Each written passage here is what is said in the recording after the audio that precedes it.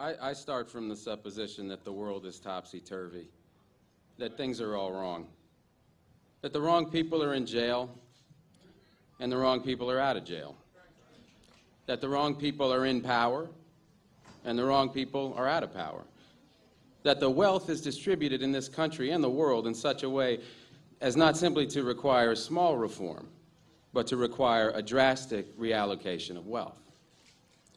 I start from the supposition that we don't have to say too much about this because all we have to do is think about the state of the world today and realize that things are all upside down. Now, if you don't think, if you just listen to TV and read scholarly things, you actually begin to think that things are not so bad, or that just little things are wrong. But you have to get a little detached and then come back and look at the world, and you are horrified. So we have to start from that supposition that things are really topsy-turvy. And our topic is topsy-turvy, civil disobedience. Now, as soon as you say the topic is civil disobedience, you're saying our problem is civil disobedience. That is not our problem. Our problem is civil obedience.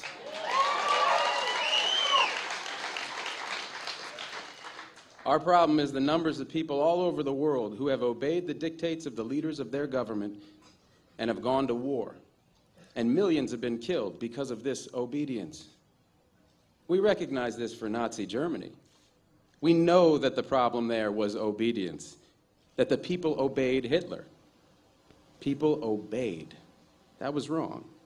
They should have challenged, and they should have resisted. And if we were only there, we would have showed them. Even in Stalin's Russia, we can understand that. People are obedient. All these herd-like people.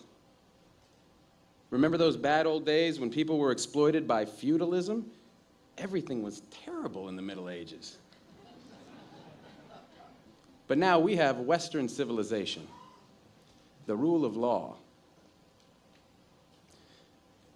The rule of law has regularized and maximized the injustice that existed before the rule of law. That is what the rule of law has done.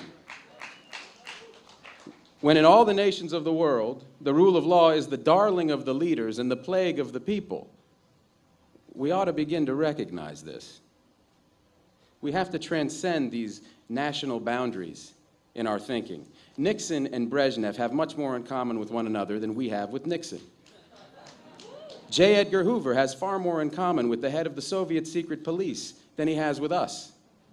It's the international dedication to law and order that binds the leaders of all countries in a comradely bond. That's why we're always so surprised when they get together. They smile, they shake hands, they smoke cigars. They really like one another, no matter what they say. What we are trying to do, I assume, is really to get back to the principles and aims and spirit of the Declaration of Independence. This spirit is resistance to illegitimate authority and to forces that deprive people of their life and liberty and right to pursue happiness. And therefore, under these conditions, it urges the right to alter or abolish their current form of government, and the stress had been on abolish. But to establish the principles of the Declaration of Independence, we're going to need to go outside the law, to stop obeying the laws that demand killing or that allocate wealth the way it's been done, or that put people in jail for petty technical offenses and keep other people out of jail for enormous crimes.